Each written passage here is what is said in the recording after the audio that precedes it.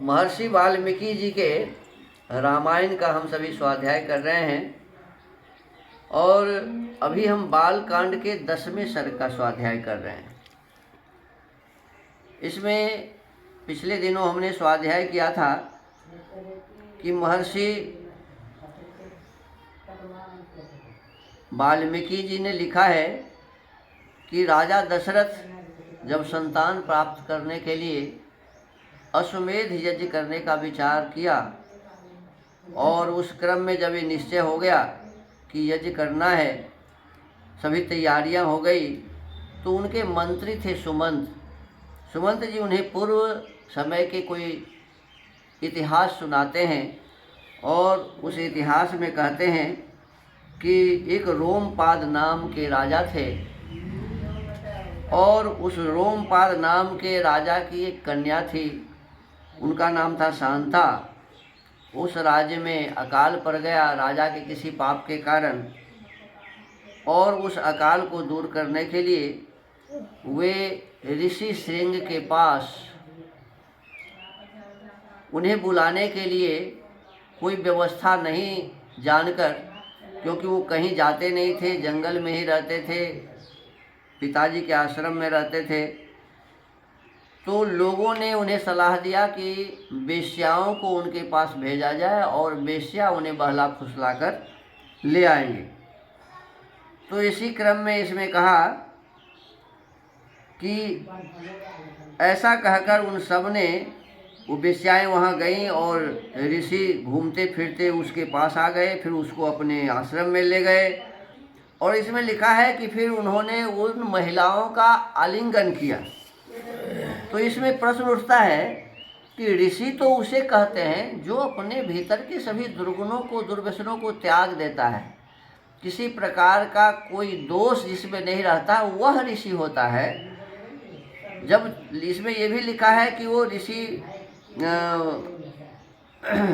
श्रृंग सभी वेदों के पारंगत विद्वान थे, तो पारंगत विद्वान, वेदों के पारंगत विद्वान ऋषि श्रृंग इतना नहीं समझते थे कि 8 प्रकार के मैथुन होते हैं, और उस 8 प्रकार के मैथुन में एक मैथुन यह भी है कि महिलाओं का आलिंगन करना।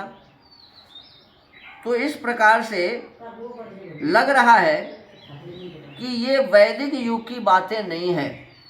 जिस समय वैदिक युग था तो उस समय वेद के अनुसार सभी व्यवहार होते थे। इसमें भी ऐसा लिखा हुआ है कि सभी काम वेद के अनुसार ही होते थे, और वेदानुकूल जब व्यवहार था तो उस समय कोई ऋषि इस प्रकार के अनर्गल कार्य नहीं कर सकते हैं।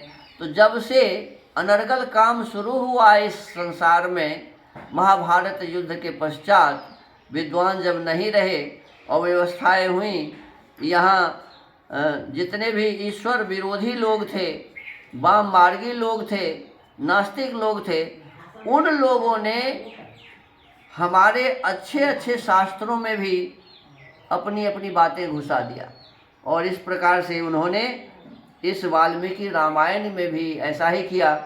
और ऋषि श्रृंग को बदनाम करने के लिए कि वो भी इसी प्रकार के थे, ऐसा लोग कहेंगे, उन्होंने इस प्रकार की बातें लिखी।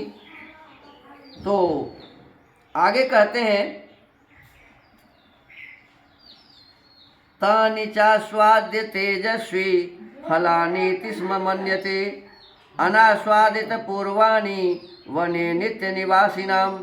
उनका रसास्वादन करके उन तेजस्वी ऋषि ने समझा कि ये भी फल हैं, क्योंकि उस दिन के पहले उन्होंने कभी वैसे पदार्थ नहीं खाए थे।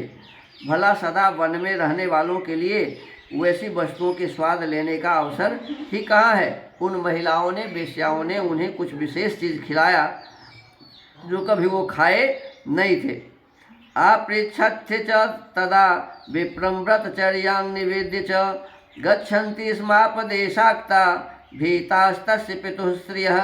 तत्पश्चात उनके पिता विभांडक मुनि के डर से डरी हुई स्त्रियां व्रत और अनुष्ठान की बात बता उन ब्राह्मण कुमार से पूछकर उसी बहाने वहाँ से चली गई। गतासु तासु सर्वासु काश्यपस्यात्मजो द्विजः अस्वस्थ हृदयश्चासीत् दुःखाच्च परिवर्तते। उन सब के चले जाने पर काश्यप कुमार ब्राह्मण ऋषि सिंह मन ही मन व्याकुल हो उठे और बड़े दुख से इधर उधर टहलने लगे।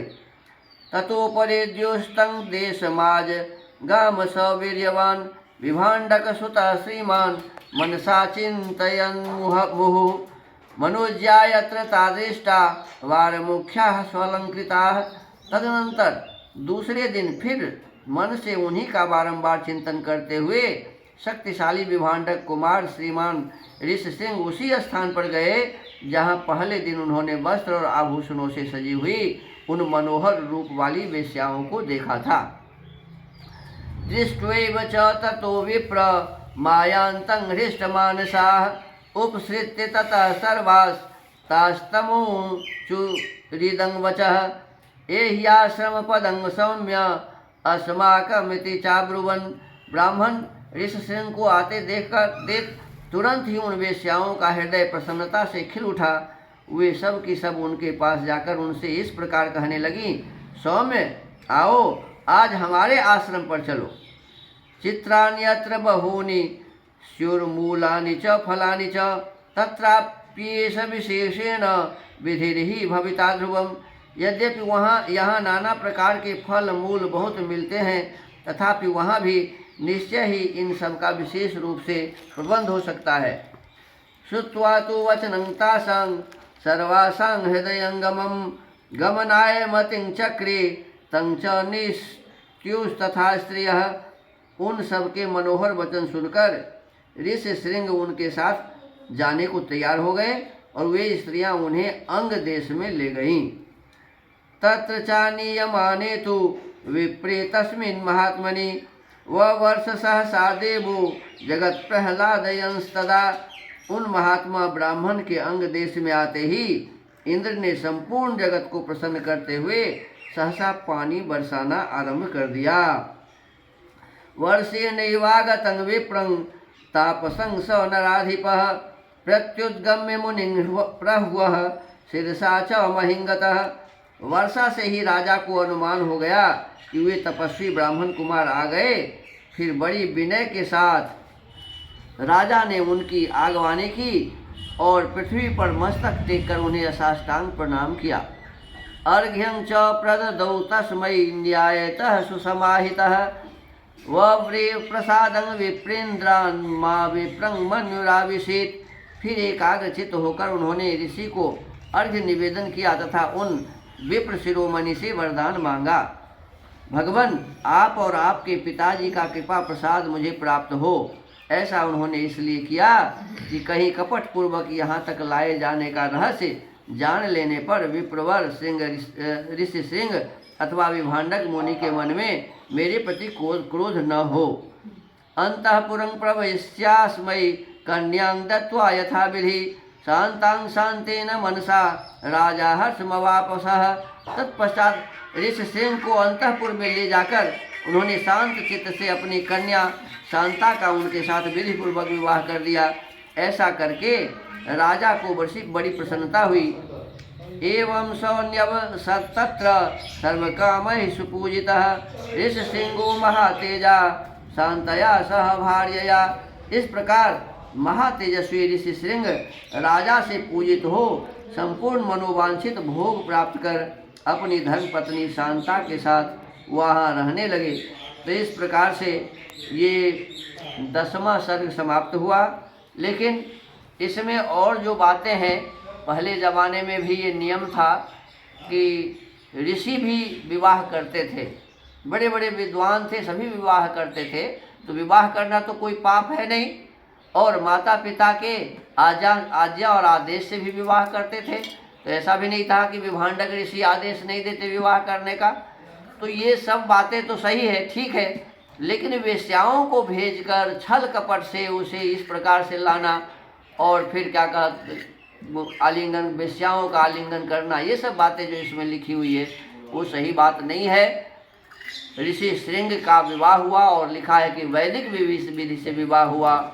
राजा रोमपाद अपने पुत्री शांता का विवाह वैदिक ढंग से किए। तो इसी प्रकार का नियम पहले भी था और विवाह आदि का नियम आज भी हमारे भारत में ऐसा ही है। तो हमको आपको इसको वेदानुकूल समझना चाहिए, जानना चाहिए। वेदानुकूल विवाह हुए थे, होते रहेंगे, आगे भी, आज भी हो रहे हैं। तो इसी के साथ आज के इस स्वाध्याय के क्रम को यहीं विराम देते हैं। ओम।